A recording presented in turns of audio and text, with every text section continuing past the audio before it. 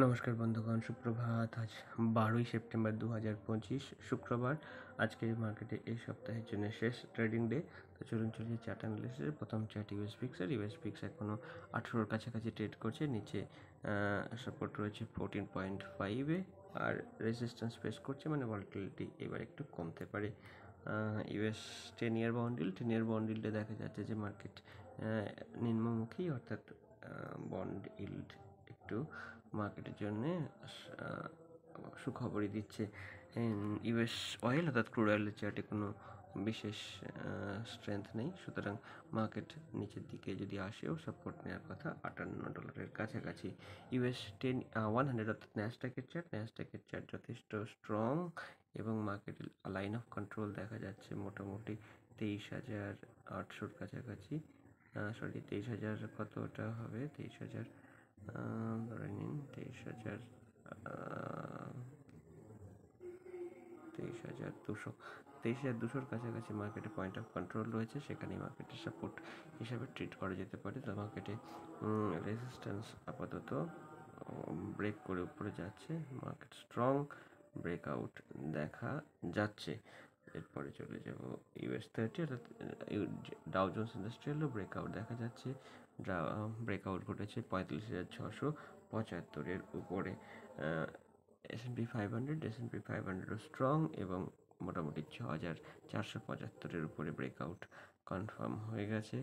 যদি এরপরে সামান্য সেল অফও আসে, 6,475-এর লাইন সাপোর্ট হিসাবে কাজ করবে। এফটিএসি ইউকের মার্কেটেও মোটামুটি স্ট্রেংথ প্রবল দেখা যাচ্ছে। মার্কেটের সাপোর্ট আপাতত 9,177-এর লেভেলে। গোল্ড ফিউচার ভারতের মার্কেটে ট্রেড করছে 1,08,981-তে। ব্রেকআউট ঘটেছিল 1,02,143-এর উপরে, তারপর নন স্টপ র্যালি চলছে। যদি সামান্য সেল অফও আসে, 1,02,143-এর লেভেলে মার্কেট সাপোর্ট নেবে। সিলভারের ফিউচারেও দেখা যাচ্ছে যে একটি ব্রেকআউট ঘটেছে, নিচে সাপোর্ট রয়েছে এখনও 1,23,341-এ। ডলার ইন্ডেক্সের যদি কথা বলেন, তো ডলার ইন্ডেক্স এখনও উইক, যার প্রভাব কিন্তু ইউএসডি আইএনআর এর চার্টে পড়ছে না। ইউএসডি আইএনআর এখনও স্ট্রং 87.62 রয়েছে। গুরুত্বপূর্ণ সাপোর্ট ইথেরিয়ামের চার্টে দেখুন, ইথেরিয়ামের চার্টও স্ট্রং। একটা ইউটার্ন নিয়ে মার্কেট আবার উপরের দিকে চলে যাওয়ার চেষ্টা করছে। মার্কেট নিচের দিকে যদিও আসে, 3,924-এ মার্কেট সাপোর্ট নিয়ে নেবে। বিটকয়েনের কথা যদি বলেন, বিটকয়েন ওই ইউটার্ন একই রকম একটা চার্ট প্যাটার্ন দেখতে পাচ্ছি। 1,05,420-তে রয়েছে গুরুত্বপূর্ণ সাপোর্ট। ইন্ডিয়া উইক্স যথেষ্ট নিচের দিকে, 9.725 এর কাছাকাছি থাকবে সাপোর্ট। ইন্ডিয়া 10 ইয়ার বন্ড ইল্ডও নিচের দিকে আসছে, মার্কেটের সুস্থিরতার জন্য বজায় রয়েছে। 6.205% রয়েছে সাপোর্ট। নিফটি স্ট্রেংথ দেখাচ্ছে কয়েকদিন ধরে।